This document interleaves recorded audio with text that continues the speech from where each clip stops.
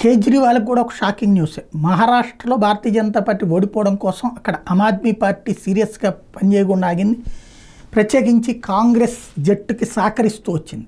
కానీ అక్కడ ఘన విజయం సాధించడం దెబ్బ. మన హర్యానా, కాశ్మీర్ ఒక దెబ్బ. కాశ్మీర్లో సీట్ వచ్చిందని సంతోషపడదామంటే అక్కడ వల్ల కాలేదు. ఇటు పక్కన హర్యానాలో దెబ్బతిన్నది.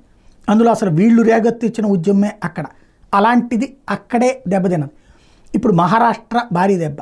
ఇంకో పక్కన తనేమో సీఎంగా లేడు, అతిశీని తీసుకొచ్చాడు. ఇప్పుడు వాళ్ళ మధ్య చిచ్చు పెట్టే ప్రయత్నం సక్సేనా గవర్నర్ చేస్తున్నాడు.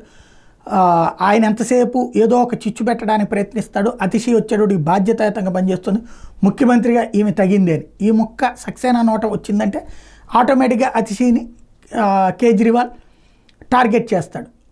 లేదా కేజ్రీవాల్ని మెప్పించడం కోసం అతిశీ సక్సేనాని టార్గెట్ చేయాలి. తద్వారా ఒక విభేదం సృష్టించే ప్రయత్నం అయితే బీజేపీ చేస్తుంది అక్కడ.